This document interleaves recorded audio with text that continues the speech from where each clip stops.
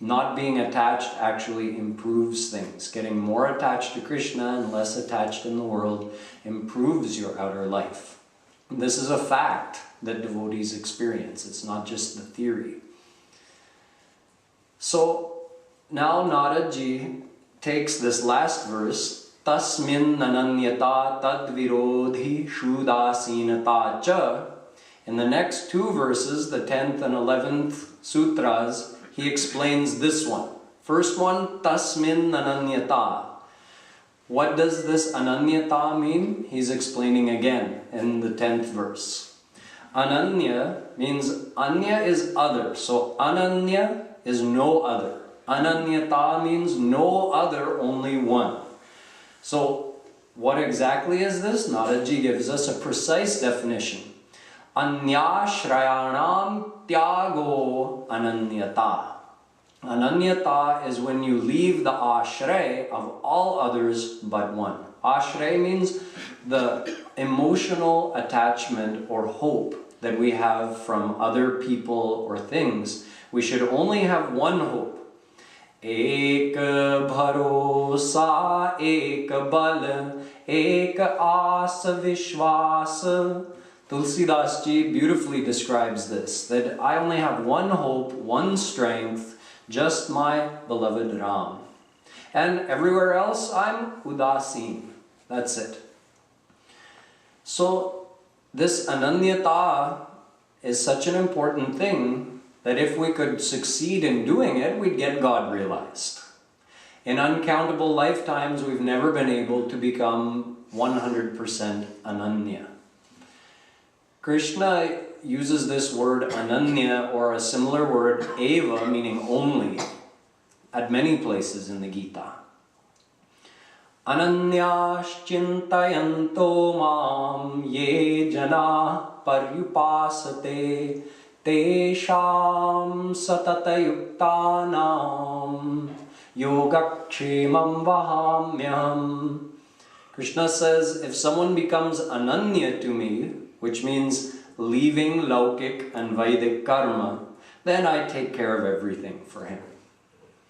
He says at another place, Bhaktya-tvananyaya shakya ahamevam vidhorjuna gyatun drashtun cha tatvena praveshtun cha parantapa. Arjuna, I'm only attainable through ananya bhakti. Bhakti, but not just bhakti, ananya bhakti. You have to be 100% attached, surrendered to me. Then you can have whatever you want. You can know me, you can enter into the divine abode, you can see me, whatever you want. Evam satata yuktaye bhaktastvam paryupasate. Again, this verse indicating always having the mind only attached in Krishna. Tameva sharanam gaccha sarva bhavena bharata. Hey Bharata, hey Arjun. Tam eva sharanam gaccha. Gaccha, you know, you all studied Sanskrit, most of you, for at least 1 or 2 years. Gaccha means tu ja. Kahan ja? Uski sharan mein ja. But tam eva means take shelter, surrender only to him. Him meaning God. Then he will grace you and you can get divine realization. So this comes again and again and again in the Gita. Ananya chetah satatam yomam smarati nityashah. Arjun, the one who becomes ananya to me, for him I am easily attainable. Tasyaham sulabha partha nityayuktasya yogina. I am sulabha. I am easily attainable for the one who becomes ananya. But we've never been able to become ananya.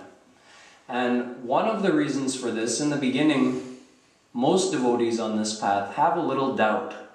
Okay, Narad is saying Loka Veda Vyapar Nyasa. Leave Laukik Karma, leave Vedic Karma. Whoa, that sounds scary.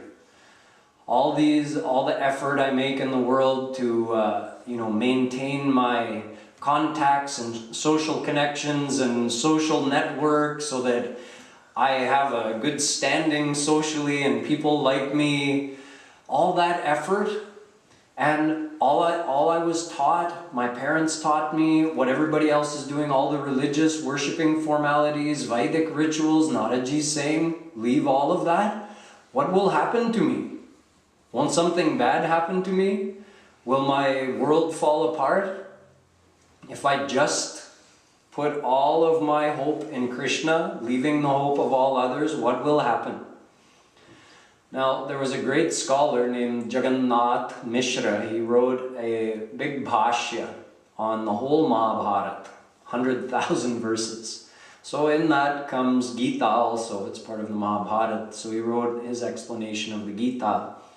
And when he came to this verse, Ananyas chintayanto mam ye janah paripasate, where Krishna says, Yoga kshemam vahamyaham, that if you leave Laukik and Vedic karma, Yoga kshemam vahamyaham, I take your total responsibility.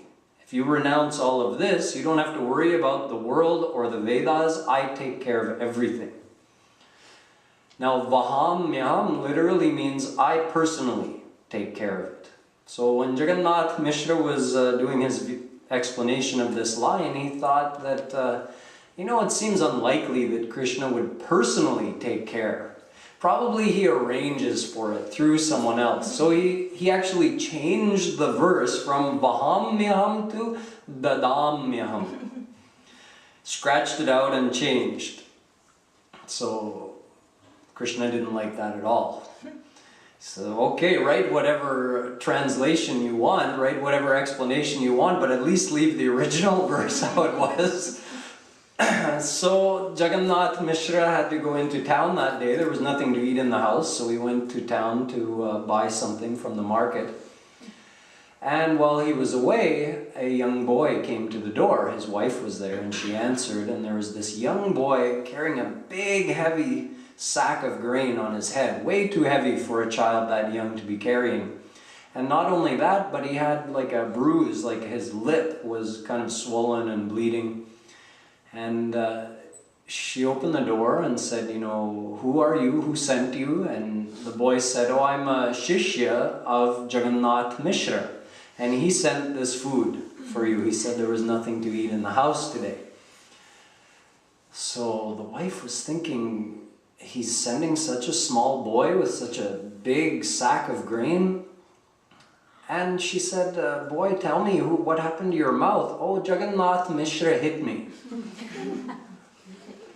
She's thinking in her head, he's losing his mind. He's getting senile in his old age. First of all, sending this boy with such a big, heavy sack, and on top of that, he's beating him. What's the matter with him? So when he came home, she started asking him, are you losing your mind? Why did you do this? And he's thinking, what boy? What are you talking about? What grain? Then he realized, oh, that was Krishna who came to teach me a lesson. So he went back and changed the damyam to vahamyam. Krishna himself personally came to his devotee's house and delivered the food. So this is Krishna's promise. We make promises too. Sometimes we follow up on them, sometimes we don't. When God is making a promise, that's for real.